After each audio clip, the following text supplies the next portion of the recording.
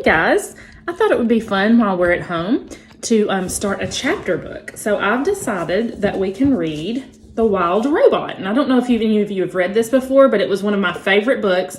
When Miss Cooper and I had a breakfast and books club, we read this every week and we really enjoyed it. So I thought this would be fun for us to read together while we're at home. Okay, so I'm going to start with a few chapters every day.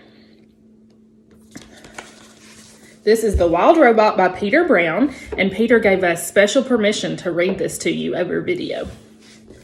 Chapter 1, The Ocean. Our story begins on the ocean, with wind and rain and thunder and lightning and waves. Our hurricane roared and raged through the night, and in the middle of the chaos, a cargo ship was sinking, down, down, down to the ocean floor. The ship left hundreds of crates floating on the surface. But as the hurricane thrashed and swirled and knocked them around, the crates also began sinking into the depths.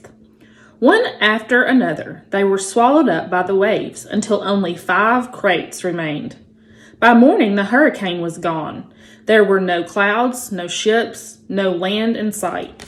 There was only calm water and clear skies, and those 5 crates lazily bobbing along in the ocean current.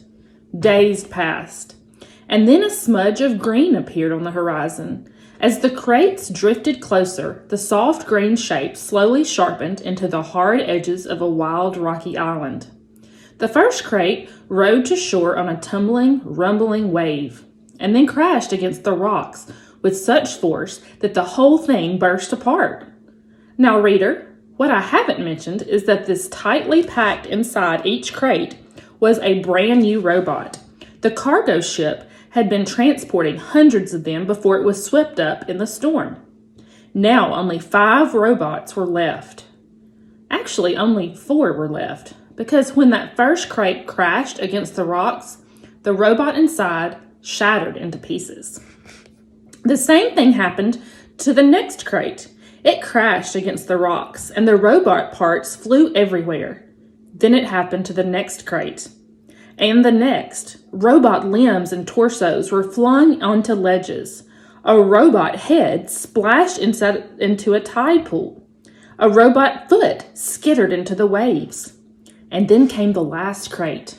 It followed the same path as the others, but instead of crashing against the rocks, it sloshed against the remains of the first 4 crates. Soon more waves were heaving up out of the water. It soared through the air, spinning and glistening, until it slammed down onto a tall shelf of rock. The crate was cracked and crumpled, but the robot inside was safe. Here's a picture. Chapter 2, The Otters. The island's northern shore had become something of a robot gravesite. Scattered across the rocks were the broken bodies of 4 dead robots. They sparkled in the early morning light, and their sparkles caught the attention of some very curious creatures. A gang of sea otters was romping through the shallows when one of them noticed the sparkling objects. The otters all froze. They raised their noses to the wind, but they smelled only the sea, so they cautiously crept over the rocks to take a closer look. The gang slowly approached a robot torso. The biggest otter stuck out his paw, swatted the heavy thing, and quickly jumped back. But nothing happened, so they wriggled over to a robot hand. Another brave otter stuck out her paw and flipped the hand over. It made a lovely clinking sound on the rocks, and the otters squeaked with delight. They spread out and played with the robot arms and legs and feet. More hands were flipped. One of the otters discovered a robot head in a tide pool, and they all dove in and took turns rolling it along the bottom. And then they spotted something else. Overlooking the gravesite was one surviving crate. Its sides were scraped and dented, and a wide gash ran across the top. The otters scampered up the rocks and climbed onto the big box. 10 furry faces poked through the gash, eager to see what was inside. What they saw was another brand new robot. But this robot was different from the others. It was still in one piece, and it was surrounded by spongy packing foam. The otters reached through the gash and tore at the foam. It was so soft and squishy.